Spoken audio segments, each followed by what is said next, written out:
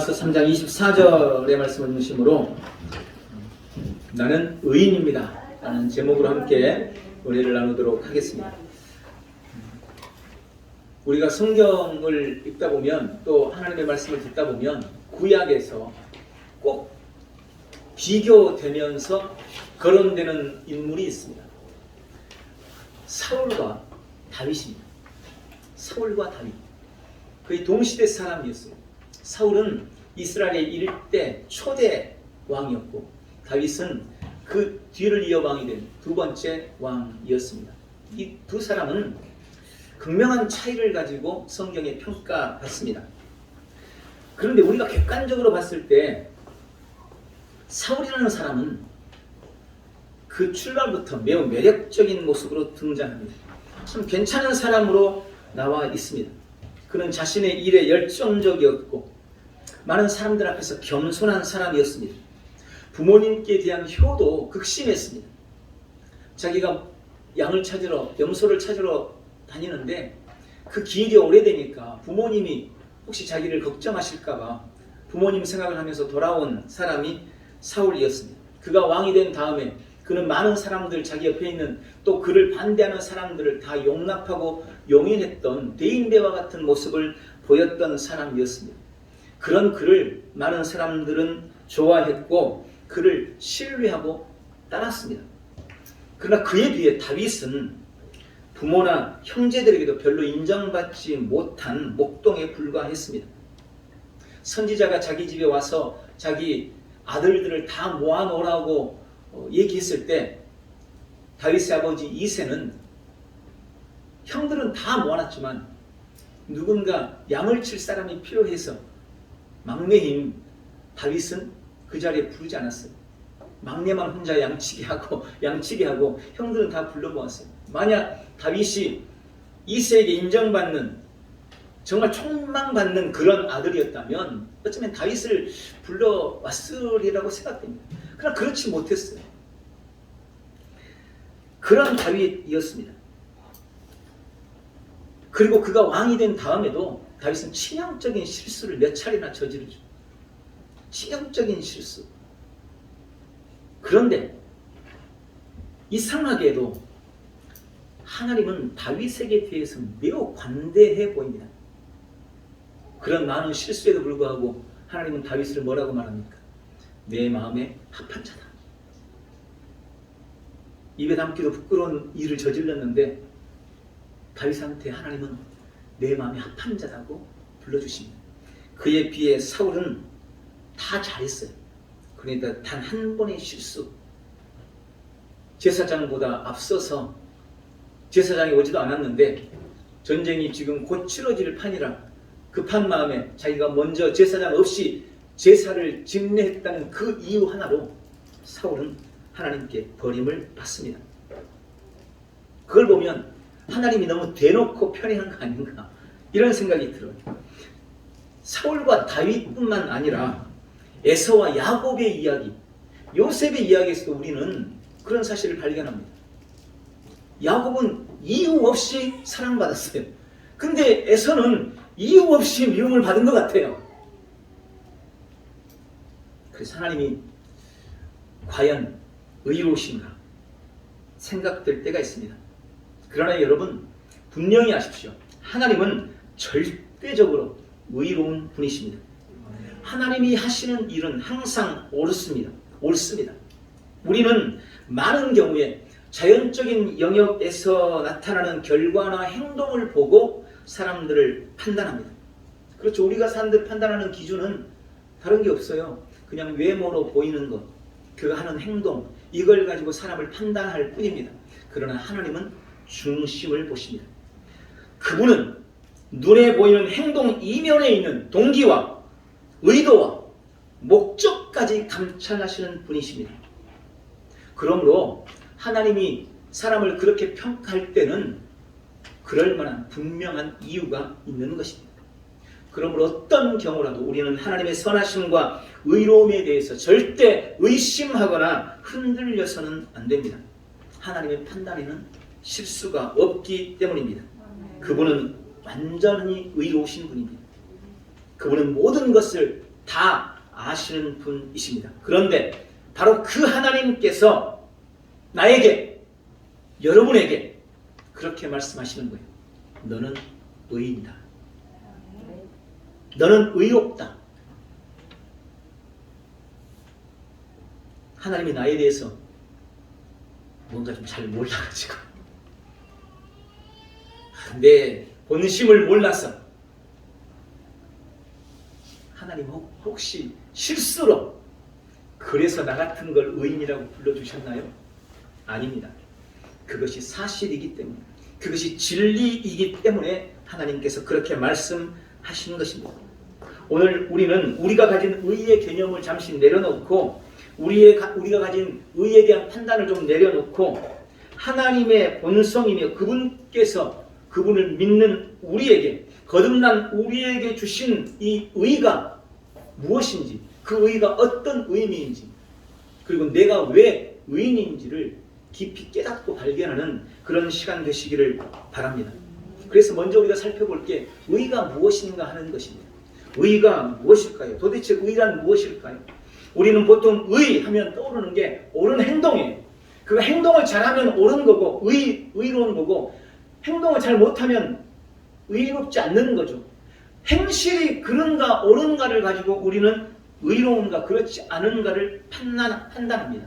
그런데 성경이 말하는 의의 기준은 그것과 다른 것 같습니다. 성경은 특히 신약에서는 의가 행위가 아니라 본성이라는 것을 알게 됩니다. 의는 행위가 아니라 본성입니다. 우리가 하나님 앞에서 의롭다 인정을 받는 것은 우리가 어떤 의로운 행위를 했기 때문이 아니라, 우리의 의는 우리가 그리스도 예수 안에서 거듭날 때 하나님으로부터 부은받은, 하나님으로부터 주어진 의의 본성 때문이라는 것을 알아야 합니다. 갈라디아서 2장 16절은 말씀합니다. 사람이 의롭게 되는 것은 율법의 행위로 말미암아 된 것이 아니요 오직 예수 그리스도를 믿음으로 말미암은 줄을 알라. 우리 어떤 행위로 말미암은 것이 아니고 예수 그리스도를 믿는 믿음으로 말미암아 된 것이다 라고 말합니다. 그런데 우리는 이와 같은 말씀을 너무나 많이 접하면서도 우리 스스로를 의인이라고 부르기에는 너무나 뭔가 꺼림칙한 그런 마음을 가지고 고민합니다. 주저합니다. 왜 그럴까요? 그건 여전히 지금도 반복하고 있는 나의 잘못된 어떤 행동들 혹은 나쁜 생각들 때문에 그래요. 다른 사람들은 모르지만 내 안에 얼마나 추악한 생각이 들어있는지 내가 너무나 잘 알고 있거든요. 다른 사람들한테는 안 들키고 있지만 내가 하고 있는 잘못된 어떤 반복적인 죄악들을 나는 너무나 잘 알고 있거든요. 그런데 그런 나를 내가 너무나 잘 알고 있는데 그런 나를 내가 스스로 의인이라고 말하기에는 내 양심이 거리낍니다. 그래서 우리는 나 자신을 의인이라고 인식하지 못하는 것입니다. 그러나 여러분, 우리의 행동이 잘못되었다고 해서 우리의 본성이 바뀌는 것은 절대 아닙니다. 호랑이가 강아지 흉내를 낸다고 해서 그 호랑이가 강아지가 되는 게 아니에요. 본성은 바뀌지 않습니다. 우리는 하나님의 생명과 본성을 가진 의인입니다. 의인은 우리가 가지고 있는 생명, 이 조의 생명, 영생과 마찬가지로 본성적으로 나에게 주어진 은혜입니다. 그래서 내가 의인인 거예요. 다만 그 본성을 삶에서 얼마나 풀어내고 얼마나 의인답게 살 것인가 하는 것은 우리 자신에게 달려있는 거예요. 아까 말씀드린 것처럼 호랑이가 강아지하고 같이 살다 보면 강아지처럼 막 흉내를 내고 이래요. 그 본성은 바뀌지 않았지만 강아지 흉내를 낼 수 있어요. 어쩌면 얼마간은 그가 자기도 강아지인지 모른다고 생각할 수도 있겠죠. 그러나 호랑이는 호랑이다워야 됩니다.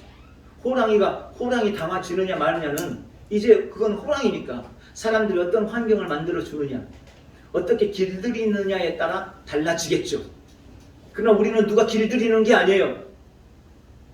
나는 의의 본성을 가지고 있는데 내가 죄된 행동을 한다고 해서 죄인이라고 내가 자꾸 느끼면서 나는 죄인이야 이렇게 살 것인지, 아니면 나의 이 의된 본성을 드러내고 나의 본성대로 의로운 삶으로 살아갈 것인지는 나의 선택에 달려있고 나의 의식에 달려있고 나의 생각에 달려있다는 것을 말하고 있는 것입니다. 그럼 성경이 말하는 의는 구체적으로 무엇일까요? 세 가지로 말씀드립니다. 첫 번째, 의란 하나님의 임재 앞에 어떠한 정죄감, 열등감, 두려움이 없이 설 수 있는 그리스도인의 권리이자 능력이 바로 의입니다. 우리는 이 의 때문에 우리의 행위와 상관없이 언제나 담대하게 하나님 앞에 설 수 있는 것입니다. 여러분, 구약 때 같으면 우리는 이 자리에 들어올 수도 없어요. 만약 들어오려면 저 바깥에서 짐승을 잡아다가 피를 흘리고 제사 지내고 들어와야 돼요. 그런데 우리는 지금 그럴 필요가 없습니다. 왜요? 예수님께서 우리를 의롭게 만들어 버리셨어요. 그래서 우리가 밖에서 무슨 짓을 했든 어떤 실수를 저질렀든 어떤 잘못을 했든 오늘 주님 존전에 나와서 담대하게 주님 앞에 설 수 있게 된 것입니다. 이것이 우리가 가진 의예요. 내가 의인이 아니라고 생각하는 사람이 어떻게 하나님의 임재 앞에 담대하게 설 수 있겠습니까? 내가 의인이 아니라고 굳게 믿고 있어요. 근데 그 사람이 거룩하신 하나님 앞에 설 수 있겠습니까? 아니요. 절대 그럴 수 없습니다. 두려워서 서지 못하는 거예요. 아니, 물론 그럴 수는 있겠죠. 뭐 교회 가봤자 하나님은 안 계셔. 이러면 여기 올 수 있겠죠. 그러나 정말 내가 하나님 앞에 예배하러 오는 곳이라면, 교회가, 예배당이 하나님을 예배하는 곳이고 주님 앞에 서는 곳이라고 믿고 이 자리에 온다면 스스로 죄인이라고 생각하는 사람은 절대 올 수 없는 곳이 이곳입니다. 내가 의롭기 때문에 그 의가 하나님 앞에 두려움 없이 설 수 있게 만드는 거예요. 우리는 그 의로 지금 이 자리에 서 있는 것입니다. 기억하십시오. 나는 예수님을 믿는 순간 의로운 본성을 가지고 태어난 의인입니다. 나의 어떤 잘못된 행동도 의인으로 태어난 나를 더럽히거나 오염시키거나 정죄할 수 없습니다. 이 사실을 굳게 믿으시기를 축복합니다. 두 번째, 의란 바르게 행동할 수 있는 능력 또는 하나님의 뜻을 선택할 수 있는 능력을 의라고 부릅니다. 우리는 죄의 본성을 가진 사람들과는 본질적으로 달라져 버렸습니다. 죄의 본성을 가진 사람들은 아무리 애를 써도 하나님을 기쁘시게 할 수 없습니다. 아무리 노력해도 의를 행할 수 없습니다. 그들이 하는 어떤 선한 행위도 하나님의 기쁨이 되지 못합니다. 그걸 아셔야 돼요. 믿지 않는 사람들이 1,000억을 들여서 기부한다고 하나님이 와, 너 잘했다 박수 쳐줄까요? 아니요. 그들의 어떤 의도 하나님 앞에서 인정받지 못합니다. 그건 더러운 옷과 같기 때문에. 그러나 우리는 이미 의로워졌기 때문에 우리가 옳은 행동, 하나님이 기뻐하시는 행동, 주님 앞에 인정받는 행동을 할 수 있는 능력을 소유했습니다. 의가 그걸 가능하게 한 거예요. 오늘 주님이 왜 우리의 예배를 기뻐하느냐? 내가 의롭기 때문입니다. 우리가 나가서 하는 전도, 다른 사람에게 하는 구제, 다른 사람을 돕고 봉사하는 그 모든 것들을 이제 하나님이 기뻐할 수 있는 이유는 내가 의롭기 때문입니다. 그게 의가 가진 능력이에요. 그게 의의 개념입니다. 행위와 상관없이 하나님 앞에서 담대할 수 있는 자격을 얻었을 뿐만 아니라 이제 실제로 의를 행할 수 있는 능력을 소유한 겁니다. 세 번째, 의란 무죄 선언입니다. 어떤 사람이 죄에 대한 혐의를 쓰고 용의자가 돼서 재판을 받습니다. 그러면 재판 과정 속에서 사람들로부터 비난도 받고 어떻게 그럴 수 있느냐고 따가운 눈총도 받고 욕도 먹겠죠. 그러면서 그 사람은 죄인처럼 고개도 들지 못할 것입니다. 그런데 그 용의자가 법정에서 재판 과정을 통해 너는 무죄야! 땅땅땅! 무죄라고 선언을 받는다면 그는 이제 그가 용의선상에 있던 그 죄와는 전혀 상관이 없는 사람이 된 것입니다. 그게 공식적으로 선언이 돼버린 거예요. 그는 더 이상 재판관 앞에서도 경찰관 앞에서도 혹은 그 일로 인해서 피해를 받은 사람 앞에서도 절대 주눅들거나 고개를 숙일 필요가 없습니다. 왜요? 무죄라고 죄가 없다고 이미 선언을 받아버렸기 때문인 거예요. 그게 의의 개념입니다. 우리는 전통적으로 그런 개념을 가져요. 우리가 본래 죄인이지만 예수님께서 죄인이 나를 대신해서 값을 치르셨기 때문에 내가 죄를 받고 의인으로 인정됐어. 여러분, 이 말이 틀린 말은 아닙니다. 우리는 전통적으로 그렇게 생각했어요. 난 죄인이야. 근데 예수님께서 나를 위해 십자가를 지시고 나의 모든 죄를 대신해서 값을 지불하셨기 때문에 나는 죄인이지만 이제 의인이라고 인정받았어. 이렇게 많은 경우 생각해요. 전통적으로 그렇게 해왔습니다. 그런데 여러분, 진짜 의인은 이 개념을 훨씬 뛰어넘는 것입니다. 우리가 가진 의인은 무죄선언이에요. 이 말은 무슨 말이냐면 처음부터 죄를 지은 적이 없는 상태. 하나님이 우리 그리스도인들을 볼 때 그런 시각으로 보시는 거예요. 주님이 나를 볼 때 너는 처음부터 죄가 없었어. 이렇게 봐주신다는 거예요. 이렇게 보신다는 거예요. 그런 관점으로 나를 보신다는 겁니다. 왜요? 내가 다시 태어나 버렸으니까. 이전에 나는 완전히 죽어버렸으니까. 그리스도 예수 안에서 새로운 피조물이니까. 아니, 환생했어요 내가? 아니, 전생에 이런 말이죠. 환생. 전생에 죄를 지었는데 다시 태어난 사람한테 너 전생에 지어졌으니까 오늘 죄 받아, 벌 받아. 이럴 수는 없는 거 아니에요. 그렇다고 우리가 환생했다는 말이 아니고 환생은 없습니다. 우리는 거듭난 거예요. 그리스도 안에서 영이 다시 태어난 겁니다. 이전에 내가 죽어버렸어. 난 다시 태어났어. 주님은 나를 볼 때 그래, 네가 죄가 있는데 예수님이 널 위해 죽었기 때문에 내가 죄 없는 것을 그냥 인정해 줄게. 이게 아니라 무슨 소리, 너는 죄 없어. 이게 의입니다. 이게 하나님이 우리를 보시는 의예요. 이게 우리가 가진 의인 것입니다. 이 사실을 믿으시기 바랍니다.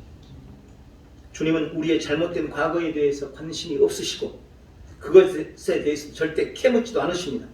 주님은 우리를 애초부터 죄 없었던 의로운 존재로 인식해 주십니다. 하나님이 정말 아무것도 모르는 바보라서 그런 걸까요? 그게 아닙니다. 그만큼 그리스도의 속량이 가진 의미가 놀랍고 크기 때문입니다. 예수님의 속량으로 인해서 우리가 완전히 다시 태어난 새로운 피조물이 되어버렸기 때문에 주님이 그렇게 우리를 보시는 거예요. 그런 의를 우리가 가지고 있는 것입니다. 우리는 하나님 앞에 어떤 두려움도 정죄감도 열등감도 없이 설 수 있는 의인입니다. 죄의 본성을 가지고 의를 행할 수 있는 능력을, 의의 본성을 가지고 의를 행할 수 있는 능력을 가진 존재고, 어떤 상황에서도 불구하고 너는 의인이라고, 너는 무죄라고 선언받는 존재라는 것을 기억하시기 바랍니다. 그런 의인이기 때문에 우리는 하나님 앞에서도 두려움 없이 설 수 있고, 사탄, 마귀나 어떤 사람 앞에서도 절대 정죄감 없이 두려움 없이 담대할 수가 있는 거예요. 여러분, 사탄을 절대 두려워하지 마세요. 그것은 나에게 아무것도 하지 못합니다. 환경이나 상황의 어려움과 아픔 앞에서도 우리는 담대할 수 있어요. 아니, 번개가 번쩍이면 죄 지은 사람은 움찔한대잖아요. 근데 죄 없는 사람은 당당해요. 죄 없는 사람. 우리는 누구 앞에서, 어떤 환경이나 상황 앞에서도 담대할 수 있게 된 것입니다.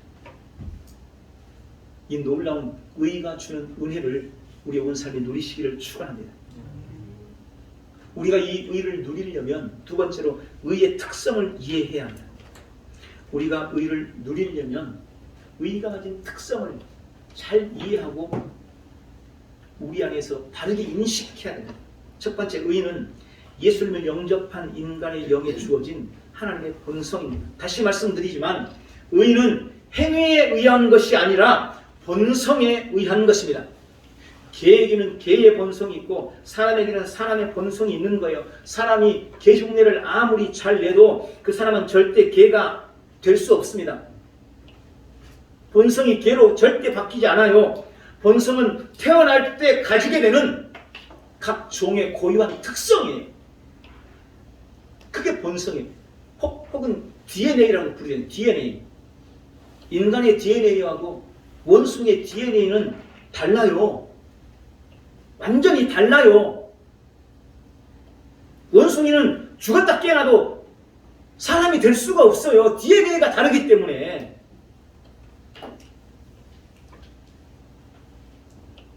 태어날 때 자연스럽게 얻는 것이기 때문에 우리가 선택하거나 바꿀 수 있는 것이 아닙니다. 본성은. 우리가 처음에 육신으로 태어날 때 예외 없이 우리는 죄의 본성을 가지고 태어났습니다. 아니, 규 보고 죄인이래요. 아니, 규가 뭔 죄를 지었어요? 아니, 지금쯤은 좀 지었겠죠. 엄마 저도 좀 깨물기도 하고 할퀴기도 하고 뭐 집어던지기도 하고 막 아까처럼 예배 드리는데 막 때리기도 하고 지금쯤은 지었겠죠. 근데 태어나자마자 얘 보고 죄인이래요. 이런 불합리한 게 어디 있어요? 왜 죄인입니까? 죄의 본성을 가지고 태어났기 때문에 죄인이 왜 불행하게도.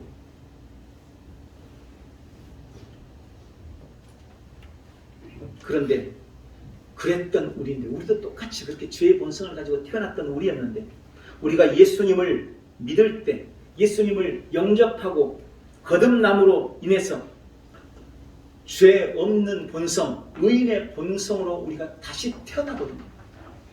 거듭났다는 말이 그 말입니다. 다시 태어났다. 우리가 의의 본성을 가지고 다시 태어난 거예요. 처음에 여러분 육신으로 태어날 때는 죄의 본성을 가지고 태어났지만 그리스도 예수를 믿고 예수님을 영접함으로 다시 태어났을 때는 의의 본성을 가지고 다시 태어난 겁니다. 그러니까 이제 누구도 나를 죄인이라고 할 수가 없는 거예요. 우리도 예전에 그랬듯이 구약의 율법시대에 속한 사람들은 이 죄의 본성 때문에 아무리 노력해도 죄를 지을 수밖에 없어요. 그러니까 제사 짐승 가지고 제사 지내고 돌아가는 길에 또 죄 짓고 다시 또 짐승 가지고 와서 제사 짓고 죄 짓고 다시 돌아가면서 또 죄 짓고 이게 계속해서 반복되는 겁니다.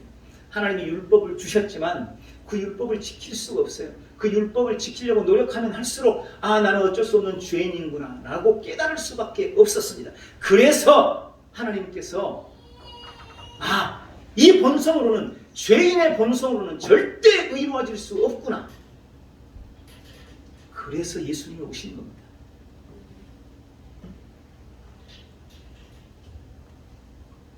율법은 행동을 다루고 죄인인 것을 깨닫게 하지만 복음은 본성을 바꾸어서 죄와 상관없는 자로 만드시는 것입니다.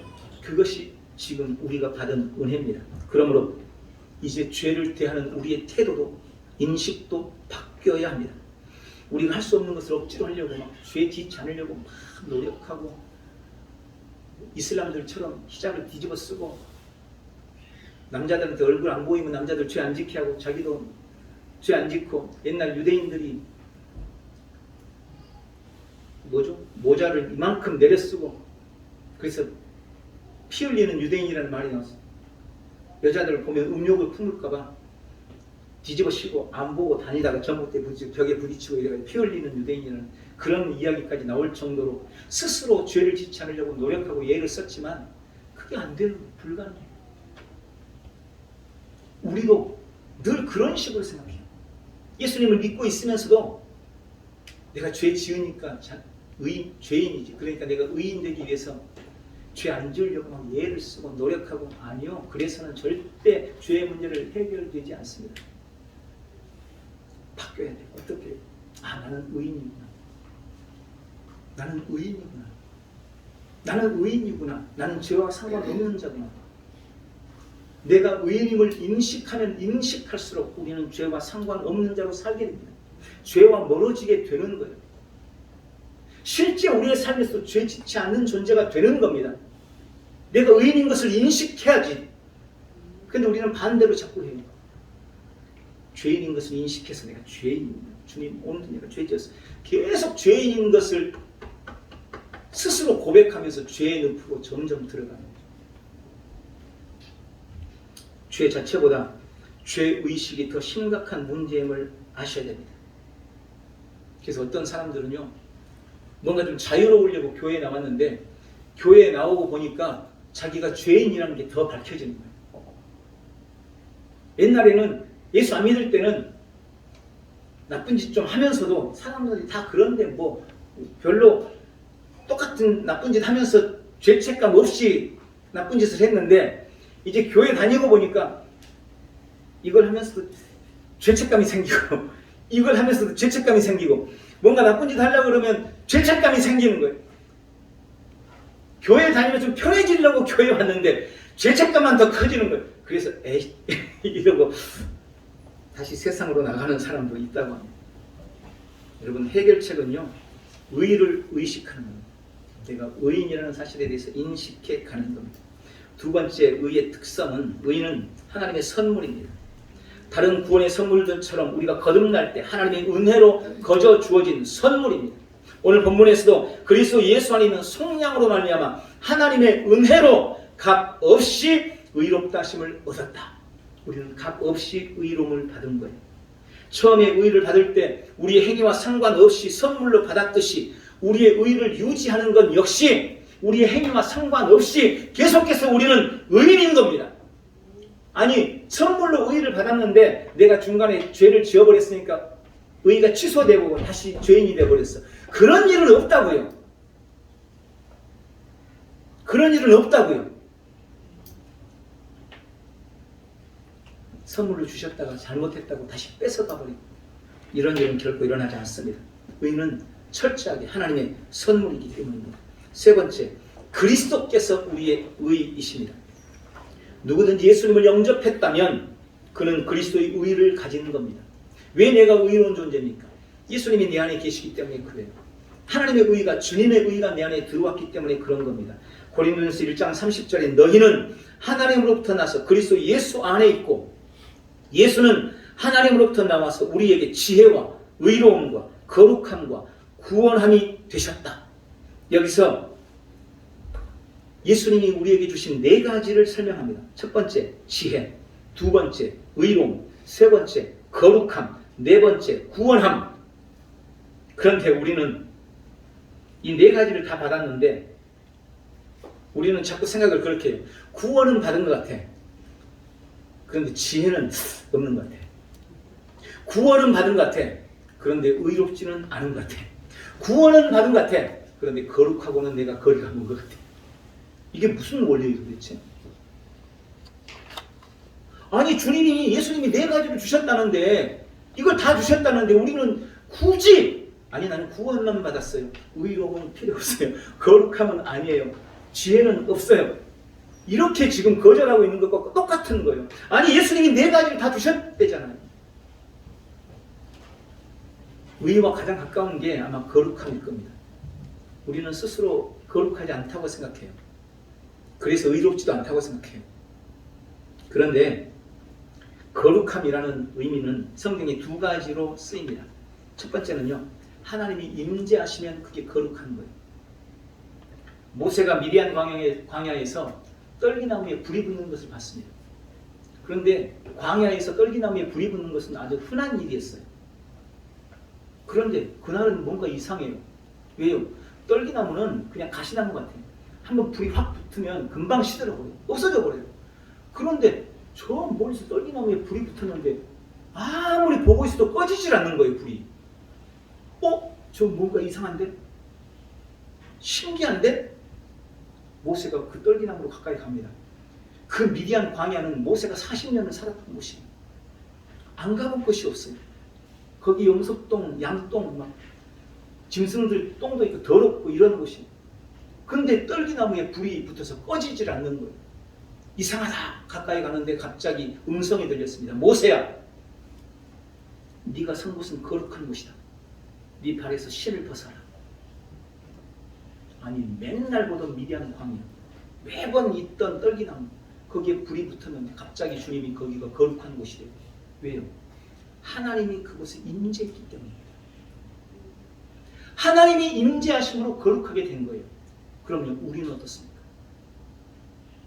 우리에게 하나님이 임재해 계십니다. 성령님이 나를 성전 삼고 내 안에 거하십니다. 내가 더러우면 성령님이 계실까요? 내가 불결하면 성령님이 내 안에 계실까요? 아니요. 내가 거룩해졌기 때문에 성령님이 계시는 겁니다. 아니, 성령님이 계시기 때문에 내가 거룩해진 겁니다. 나는 거룩한 존재예요. 누구 앞에서도 거룩한 존재입니다. 두 번째, 거룩하다는 의미는 구별됐다는 의미입니다. 똑같은 물건이라도 하나님의 성전에 쓰기 위해서 구별되면 그건 거룩하게 되는 겁니다. 그리고 구약에서는 구별하기 위해서 거룩하게 만드는 두 가지 방법이 있습니다. 첫 번째는 피로 씻는 겁니다. 성전에서 쓰는 기구는 다 피로 씻어요. 그러면 거룩해져요. 그러면 성전에서 쓰는 성물이 되는 겁니다. 또 한 가지는 기름을 바르는 겁니다. 하나님이 정한 기름을 바르면 그게 거룩해져요. 그러면 그게 성전에서 쓰이는 거예요. 거룩한 것이 된 거예요. 우리는 어떻습니까? 우리는 예수님의 피로 씻겼습니다. 거룩한 성령의 기름 부음을 받았습니다. 근데 나는 여전히 내가 더럽다고 말해요. 여전히 내가 죄인이라고 말해요. 아니요. 그렇지 않습니다. 나는 예수님의 피로 씻긴 거룩한 존재입니다. 나는 성령으로 씻김받은 성령의 기름으로 깨끗하게 씻겨나간 거룩한 존재입니다. 그래도 내가 의롭지 않다고 계속 고집을 부릴 겁니까? 히브리서 2장 11절에 흥미로운 말씀이 기록되어 있습니다. 거룩하게 하시는 이와 거룩함을 입은 자들이 다 한 근원에서 난지라. 그러므로 형제라 부르기를 부끄러워하지 아니하시고. 다시 한번요. 거룩하게 하시는 이와 거룩함을 입은 자들이 다 한 근원에서 났다. 그러므로 내가 그들을 형제라고 부르기를 부끄러워하지 않는다. 이게 히브리서 2장 11절 말씀이에요. 거룩하게 하시는 분은 누굽니까? 예수님이세요. 거룩함을 입은 존재는 누굽니까? 바로 우리 성도입니다. 우리가 한 근원에서 나왔대요. 하나님이 예수님을 낳으셨습니다. 그리고 우리를 낳으셨습니다. 우리가 거룩하게 된 거예요. 여러분, 재미있는 사실이 예수님께서 사복음서 보면 공생의 사역을 하실 때 십자가에 못 박혀서 돌아가시기 전 예수님이 아무리 친한 사람들에게도 단 한 번도 형제라고 부른 적이 없어요. 가장 친한 표현이 친구였습니다. 친구. 사람이 친구를 위해서 목숨을 버리면 이에서 더 큰 사랑이 없나니 하면서 제자들을 친구라고 불러주셨어요. 예수님 십자가에 못 박히시기 전에. 그런데 예수님이 십자가에서 죽으시고 부활하셔서 첫 번째 마리아를 만났을 때 예수님은 놀라운 말씀을 하십니다. 자기 제자들을 예수님이 형제라고 부르셨어요. 그때. 요한복음 20장 17절에 너는 내 형제들에게 가서 이르되 내가 내 아버지 곧 너희 아버지 내 하나님 곧 너희 하나님께로 올라간다 하라.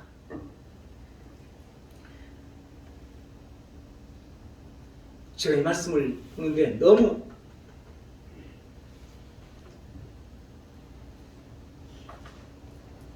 준비할 때거든요. 그때만 그러고 말 줄 알았는데 이게 너무 감동이 되더라고요. 그 전에는 단 한 번도 우리를 형제라고 부르지 않았어요.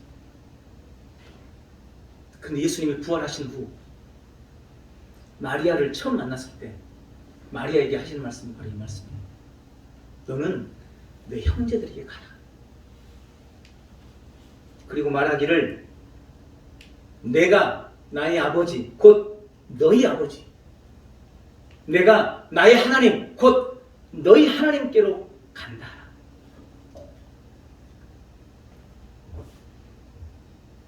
예수님이 말씀하신 거예요. 내 아버지가 너희 아버지고 내 하나님이 너희 하나님이다.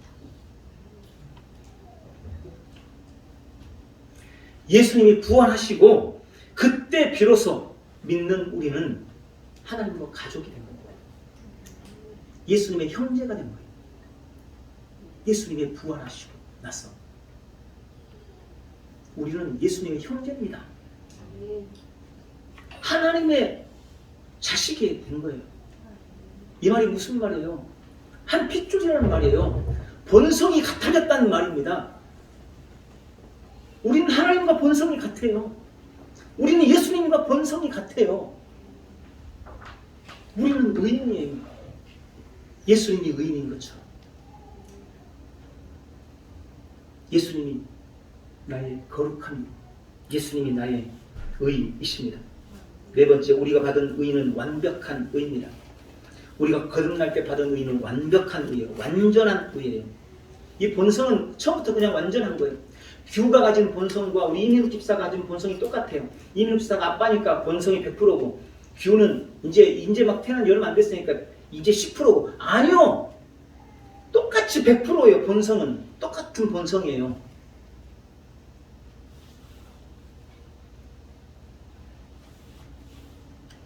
완벽해요. 의가 처음부터 애초부터 이제 막 예수님을 믿고 성도가 된 사람의 의와 예수님을 믿은 지 30년, 40년, 50년이 된 성도님의 의는 똑같은 의예요. 완전한 의. 다만 의에 대한 의식이 다를 뿐이에요. 이제 막 태어난 사람은 여전히 내가 죄인이라고 인식하고 그렇게 생각할 수 있죠. 여전히 육신을 따라 사는 자신의 모습을 보면서 나는 어쩔 수 없는 죄인이구나 라고 생각할 수 있어요. 그런데 신앙생활을 하면 할수록 우리는 이 의식이 점점 자라서 한 20년, 30년 되면 너무 길게 갔나요? 한 10년 되면 한 5년만 돼도 이제 나는 의인이야. 의로운 본성을 가진 사람이야 하고 의식이 자라야 돼요. 이게 성장입니다. 어떻게 의식이 자라고 증가될 수 있을까요? 성경은 하나님의 말씀을 아는 지식이 우리를 온전케 한다라고 말씀합니다. 우리가 의인이라는 사실을 알고 그와 관련된 말씀을 지속적으로 고백하고 선언하고 선포할 때 우리의 의식이 강해지는 거예요. 여러분 절대 나를 죄인이라고 치부하지 마십시오. 성경이 계속 나를 의인이라고 말씀하셔요. 이 말씀들을 계속 믿음으로 주장하고 고백하고 선언하면서 나의 의에 대한 의식을 키우셔야 돼요. 그래야 내가 실제로도 세상에서도 죄를 이기면서 승리하는 삶을 살 수가 있는 거예요. 그런 은혜가 있기를 축원합니다. 마지막으로 우리는 믿음을 통해 새로운 탄생으로 말미암아 의롭게 됐습니다. 로마서 3장 22절에 곧 예수 그리스도를 믿음으로 말미암아 모든 믿는 자에게 미치는 하나님의 의다. 빌립보서 3장 9절에 내가 가진 의는 율법에서 난 것이 아니고 오직 그리스도를 믿음으로 말미암은 것이다. 예수님께서 우리의 범죄를 위해서 내어드린 바 되고 또한 우리를 의롭게 하시기 위해서 다시 살아날 때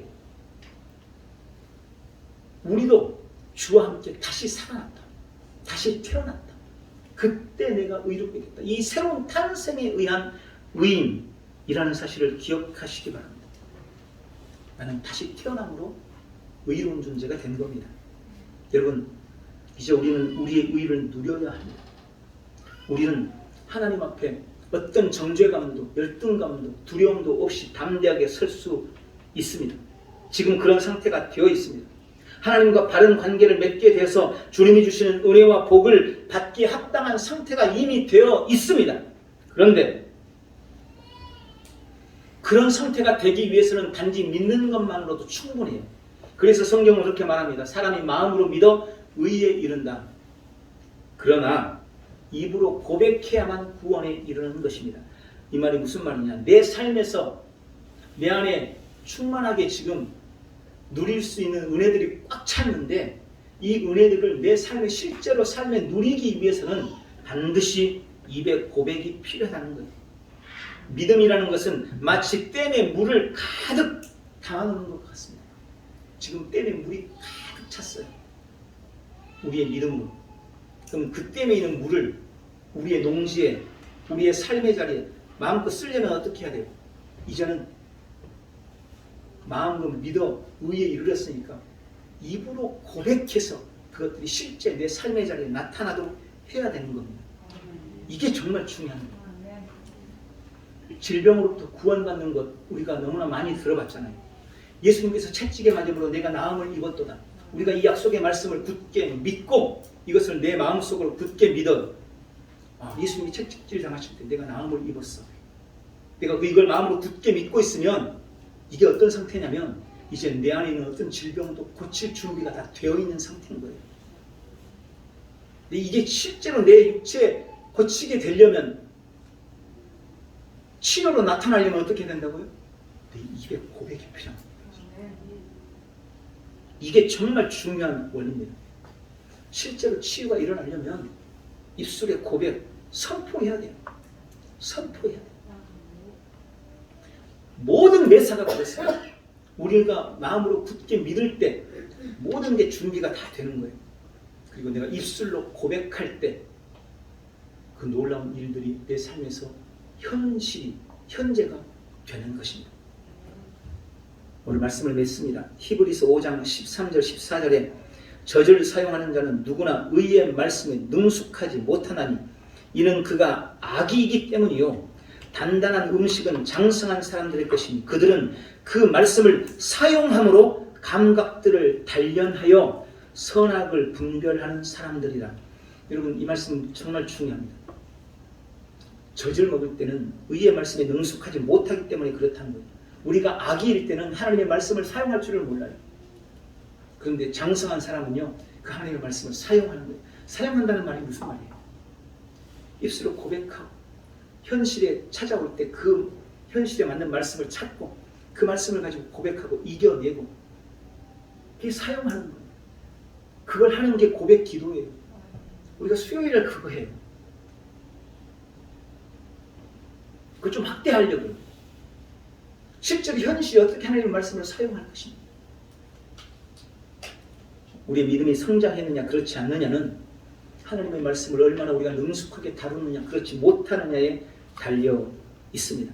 의의 말씀에 능숙하지 못한 사람은 영적인 어린 아이와 같습니다. 그러나 의의 복음을 잘 알지 못하고 의로 기능할 줄 모르는 사람, 내가 의인이라는 사실을 모르고 여전히 정죄감 속에 살고 있는 사람은 영적 어린 아이예요. 그런데 이제 그 사실을 깨닫고 내가 의인인 것을 발견하고 그 의에 대해서 믿음으로 선언하고 선포하고 정죄감 없이 주님 앞에 담대히 서고, 혹시 내가 실수로 죄를 저질렀더라도 그것이 전혀 나의 정죄감에 영향을 미치지 못한다는 것을 알고 당당하게 나는 예수님의 피로 씻긴 바 성령의 기름 부음 발라졌기 때문에 나는 거룩하다 라고 선언하고 선포하는 믿음이 성숙한 사람은 의의 열매를 삶의 자리에 누릴 수 있게 되는 것입니다. 오늘 말씀을 통해 나를 그리스도 예수 안에서 거듭난 새로운 피조물이니 특히 의가 온전히 나의 것이라는 것을 깊이 깨닫고 누려나가는 우리 온 성도들 다 되시길 예수님의 이름으로 축복합니다. 기도하겠습니다.